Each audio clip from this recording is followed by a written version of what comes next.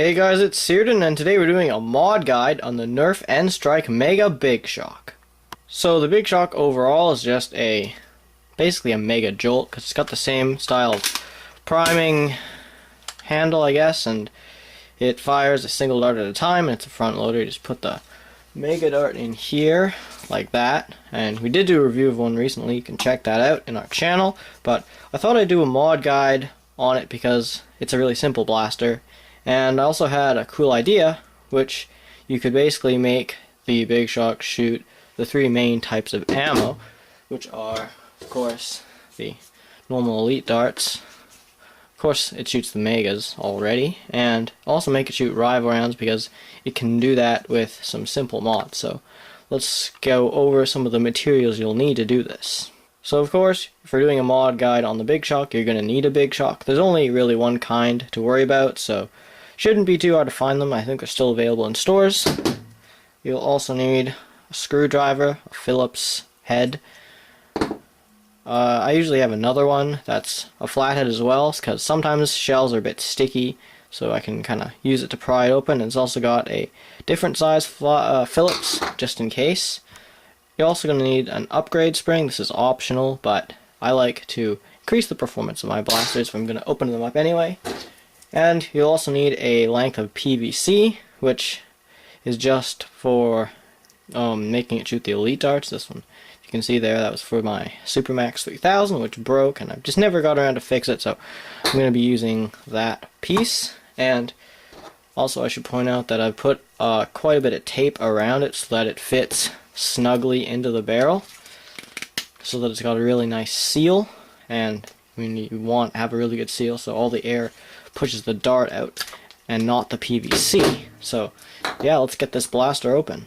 So usually before I open up a blaster, I look to make sure there's no things that are going to prohibit me from opening it, and there doesn't seem to be any on the Bigshock. There's only 8 screws that I can see, so shouldn't be too hard to open. I usually like to have something to store the screws in so I don't lose them, and I've got this nice little half a Lego rock thing which I'm using. It's not the best, but works fine.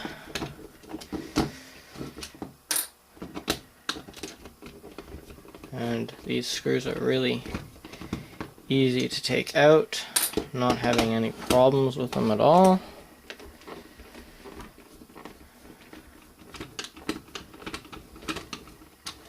Sometimes I just like to leave them in the shell, and then you can just take the whole shell off and not worry about the screws. They're easy to take out. They look like they're gonna fall out though. I do take those out because I don't want to lose any screws. Like that one's a bit loose, so take that one out.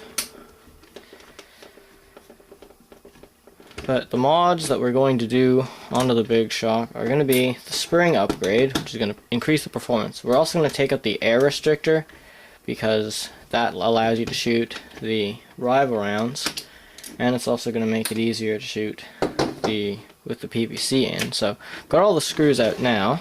I'm just going to lift off this. There's still a few in there, and the other half of the shell pops off, and there you have it. It literally is a Mega Jolt, and you actually don't need the fancy shell. And here you can see what we're dealing with. So if you look in there, there's the Air Restrictor.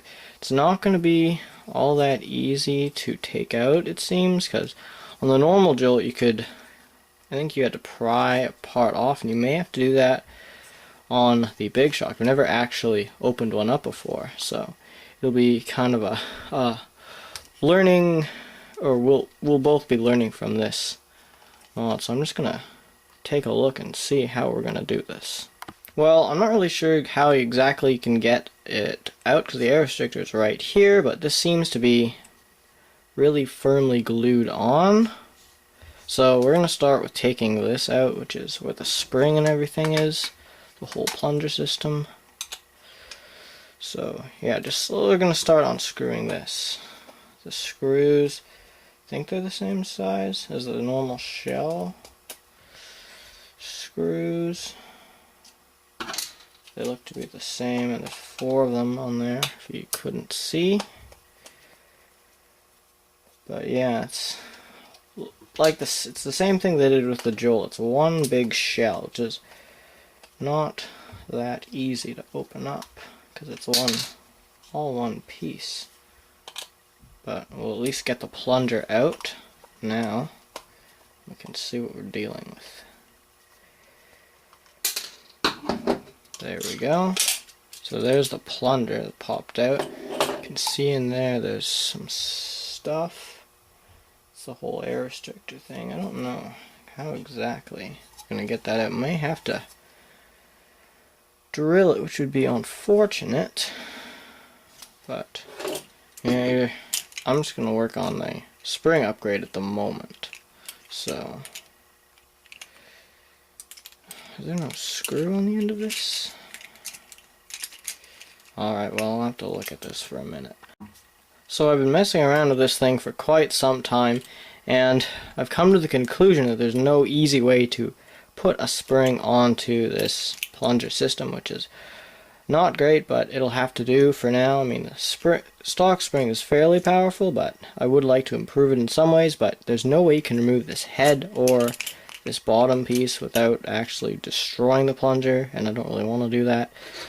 If you had a wider spring, you might be able to thread it around this, kind of like what you could do with the Fire Strike, because Fire Strike had the same problem, but I can't do it with this spring, and I don't think I have any wider springs than that sitting around at the moment, so I'm just going to skip the spring upgrade for now, and we're going to focus on taking the air restrictor out of this part. So, since you can't really like unscrew this back piece to just take it out like most air restrictors nowadays, looks like we're going to have to hammer it out or something. So the first step to make that happen is you have to take out the dart peg in there and just grab some pliers and then give that peg a big yank. It should pop out. Twisting it also helps. It's not super easy to do because it's a pretty wide one. It's got like a weird 3-prong thing going on. That's not actually the sound of it breaking, that's just, it's not gripping. This is not very easy after all. Thought this was going to be an easy mod to do because it's just a jolt, but it's not. I might need to get better pliers. So I kind of gave up on the dart peg because I just couldn't really grip it very well with those pliers, and I didn't really feel like running out into the pouring rain to go grab some. So I was just messing around with the air restrictor from this angle, and if you get your screwdriver, you can put it in, and you can kind of see like there's little kind of pegs in there, and if you put a dart in the barrel, you can actually depress the AR, and then the pegs are there, and if you're lucky enough, you can kind of grab one with a big screwdriver and then kind of knock it in, so you're not actually removing the air restrictor, you're just jamming it open, which seems to work fine.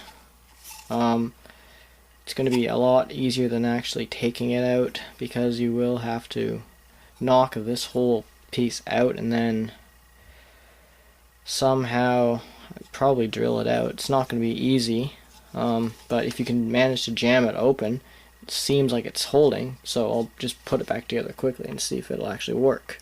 So if you are like me and you've given up on the spring upgrade, you can just insert the whole plunger system in like this. You'll notice it won't go in, you have to actually pull the trigger, and then you can slide it in easily. And then getting this part on is going to be a bit tricky because you will have to hold it, but you can hold it like this and then just drop a screw in like that.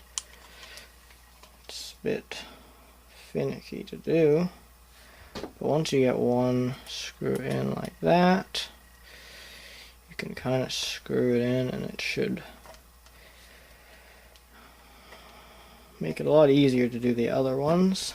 So yeah, once you get one in, it's fine. And then you can just drop your other end. This isn't really turning out exactly as I had hoped.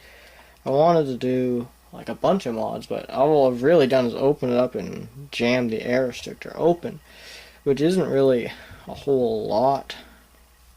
And if it works, that'll be nice, but not exactly the way I had planned it to work.